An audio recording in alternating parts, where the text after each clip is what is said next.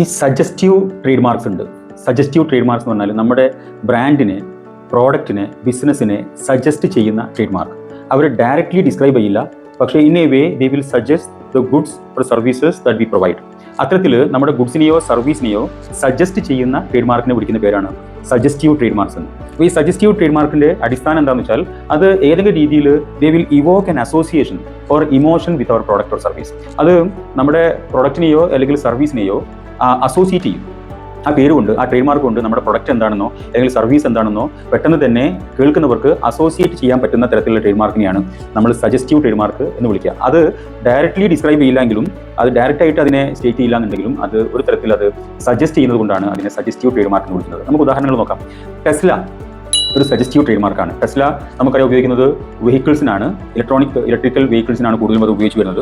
അത് ആ പേര് ഉണ്ടായിരിക്കുന്നത് നിക്കോളാസ് ടെസ്ലയുടെ പേരിൽ നിന്നാണ് നമുക്കറിയാം. നിക്കോളാസ് ടെസ്ല ഒരു സയന്റിസ്റ്റ് ആയിരുന്നു in the field of electricity. അപ്പം അദ്ദേഹത്തിന്റെ പേരിൽ നിന്നാണ് ഈ ടെസ്ല എന്ന പേര് വന്നിരിക്കുന്നത്. അപ്പോൾ ടെസ്ല എന്ന് പറയുമ്പോൾ തന്നെ it's something which is related to electricity എന്നുള്ളത് റിലേറ്റ് ചെയ്യാൻ വേണ്ടിയിട്ട്, അങ്ങനെ ഒരു ചിന്ത ഇവോക്ക് ചെയ്യാൻ വേണ്ടിയിട്ട്, അല്ലെങ്കിൽ ആ പേരിനെ അത്തരത്തിൽ അസോസിയേറ്റ് ചെയ്യാൻ വേണ്ടിയിട്ട് പറ്റുന്നുണ്ട് കേൾക്കുമ്പോൾ തന്നെ. അതുകൊണ്ട് Tesla is A suggestive trade mark. ഇനി അതുപോലെ തന്നെ നൈക്ക് എന്ന് പറയുന്നത് ഒരു സജസ്റ്റീവ് ട്രേഡ് മാർക്കാണ്. നൈക്ക് നമുക്കറിയാം സ്പോർട്സ് വെയറിൽ വളരെ ഫേമസ് ആയിട്ടുള്ള ബ്രാൻഡാണ്, ഇന്റർനാഷണൽ ബ്രാൻഡാണ് നൈക്ക്.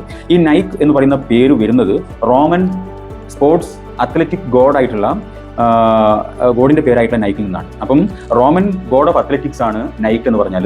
അതുകൊണ്ട് തന്നെ നൈക്ക് എന്ന് കേൾക്കുമ്പോൾ തന്നെ it is something related to athletics എന്ന് പറയുന്ന ഒരു ചിന്ത ഇവോക്ക് ചെയ്യാൻ വേണ്ടിയിട്ട് ആളുകൾക്ക്, കേൾക്കുന്നവർക്ക് പറ്റുമെന്നുള്ളത് കൊണ്ടാണ് നൈക്ക് എന്ന് പറയുന്നത് സജസ്റ്റീവ് ട്രേഡ് മാർക്കാണെന്ന് പറയുന്നത്. അതുപോലെ തന്നെ സിറ്റി ബാങ്ക് ഒരു സജസ്റ്റീവ് ട്രേഡ് മാർക്കാണ്. കാരണം സിറ്റിയിലുള്ള ബാങ്ക് എന്ന് പറയുന്ന ഒരു മീനിങ് സജസ്റ്റ് ചെയ്യാൻ, റിലേറ്റ് ചെയ്യാൻ വേണ്ടിയിട്ട്, ചിന്ത ഇവോക്ക് ചെയ്യാൻ വേണ്ടിയിട്ട് ആ പേരിന് പറ്റുന്നുണ്ട്.